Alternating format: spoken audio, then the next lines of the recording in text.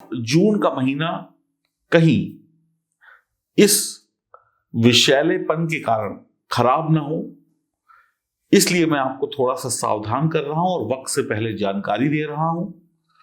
और सूर्य और राहु का ग्रहण दोष कहीं हमारे काम काज, कहीं हमारी पारिवारिक जीवन, कहीं हमारे बच्चों की जिंदगी या हमारी शिक्षा पर बुरा असर न डाले, उससे बचने के लिए हमें क्या उपाय करने होंगे, ये सब जानकारी आपको इस वीडियो में मिलेगी।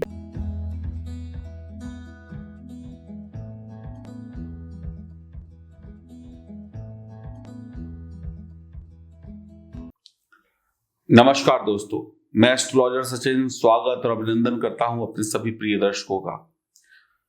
एक सच्ची जानकारी के साथ मैं फिर उपस्थित हूं। ये जानकारी थोड़ी सी आपको ऐसी लगेगी जैसे हम किसी अशुभ चीज के बारे में बात कर रहे हैं। अब जीवन में कष्ट तो आएंगे, जीवन में ग्रह हमेशा अच्छे फल तो नहीं दे पाएंगे, कभी वो बुरे भी होते हैं। जैसे रात है तो सवेरा है, प्यार है तो तकरार भी है, नजदीकियां हैं तो दूरी भी है, अच्छा है तो खराब भी है। तो जून 2021 महीने की शुरुआत में बन रहा है सूर्य और राहु का ग्रहण दोष। अब ग्रहण से तो आप सभी लोग परिचित हैं। सूर्य जब राहु के साथ होंगे, यानी दोनों एक साथ एक ही जगह पर, एक ही भाव में, एक ही राशि में बैठे होंगे, तब ग्रहण दोष का निर्माण होगा। राहु जब सूर्य के साथ ग्रहण दोष बनाते हैं तो ज्यादा घातक होता है, ज्यादा परेशानी देने वाला होता है। क्यों? क्योंकि देखिए, राहु जो है वो धड़ है, यानी ऊपर का हिस्सा, मुंह का हिस्सा, और केतु जो है वो पूंछ है। राहु जो है वो ज्यादा खतरनाक है क्योंकि सांप की संज्ञा दी गई है, स्नेक की संज्ञा दी गई है राहु और केतु को, और ग्रहण भी राहु और केतु ही लगाते हैं। तो जो सांप का मुंह होता है वहां पर जहर होता है, पूंछ में जहर नहीं होता है। तो जहां पर जहर होता है, अगर सांप काटेगा तो मुंह से काटेगा, तो हमारे जीवन में तकलीफ ज्यादा होगी, यानी उसका विष फैलेगा। और राहु जो है वो शनि के अनुसार कई बार फल दे देता है।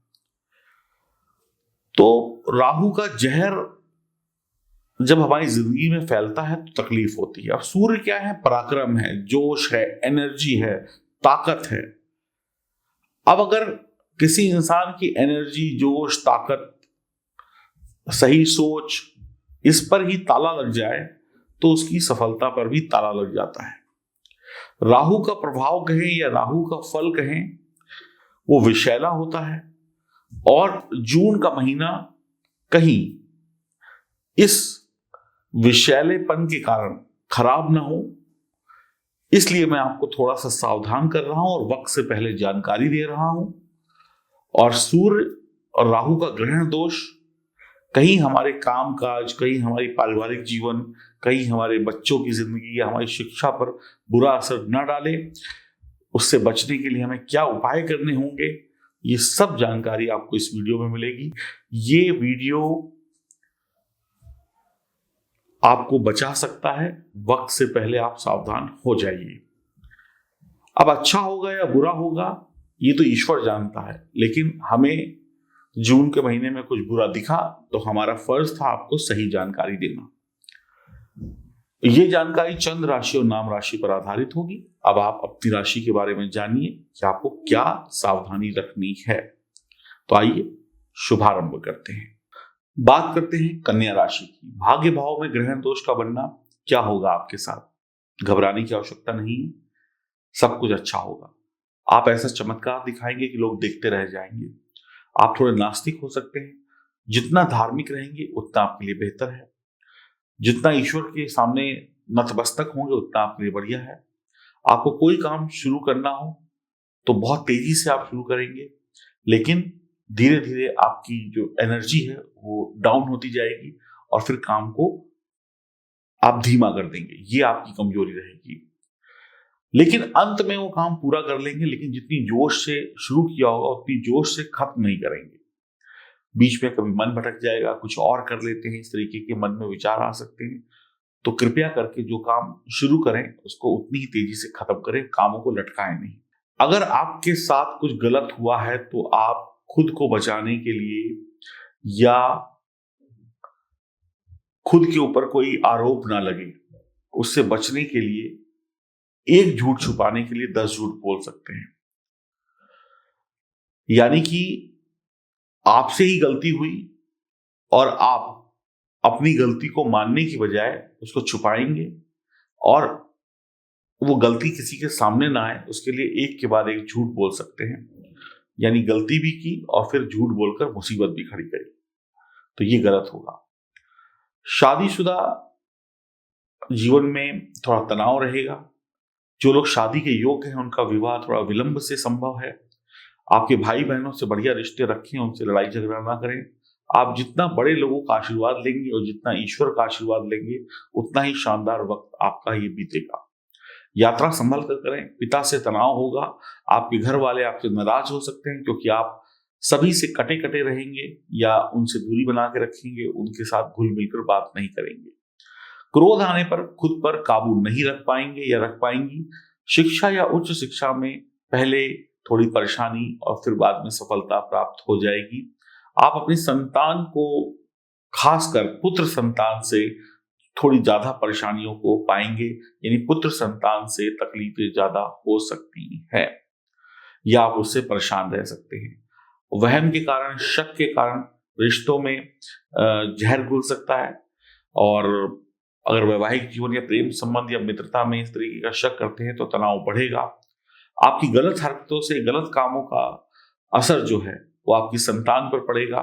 ग्रहण दोष आपके वर्तमान और भविष्य दोनों को प्रभावित करेगा, तो ये ग्रहण दोष आज को भी खराब कर सकता है, कल को भी, इसलिए गलतियां ना करिएगा। आप जितनी तेजी से किसी भी क्षेत्र में आगे बढ़ रहे हैं, ग्रहण दोष आपकी तरक्की की रफ्तार को थोड़ा कम कर देगा। आप कभी कभी बहुत तेजी से आगे बढ़ना चाहेंगे लेकिन कुदरतन आप वक्त पर वहां नहीं पहुंच पाएंगे, जिससे निराशा होगी। यही ग्रहण दोष का अशुभ प्रभाव है। कई बार नशे की आदत हो जाती है। विवाहित लोगों का संबंध ससुराल से बिगड़ सकता है। गर्भवती महिलाएं थोड़ा ध्यान रखें। आपको ऐसा लग सकता है कि आपकी संतान किसी काम की नहीं है, आपकी संतान मतलब किसी लायक नहीं है, उसके बच्चे ज्यादा अच्छे हैं। आप अपनी संतान को किसी और की संतान से कंपेयर करके उनको डीमोटिवेटेड कर सकते हैं, ये भी अच्छी बात नहीं होगी। यानी अपनी संतान पे चीखम चिल्लाई कर सकते हैं, उनको डांट मार सकते हैं बेवजह। धर्म के विरुद्ध जाने पर आपके जीवन में सब कुछ गड़बड़ होना शुरू हो जाएगा। आपकी जुबान अगर गलत हुई, धर्म के विरुद्ध गए, लोगों को उल्टा सीधा बोला, तो समाज में आपका मान सम्मान नीचे गिर जाएगा। कई बार आप अभिमानी, ईर्ष्यालु हो सकते हैं, झगड़ेलू हो सकते हैं, ये सब आपके लिए खतरनाक है। जीवन में अपनी गलतियों को मानिए और उसके लिए माफी मांग लीजिए। अपनी गलतियों को दूसरे के ऊपर थोपने की कोशिश मत करिएगा।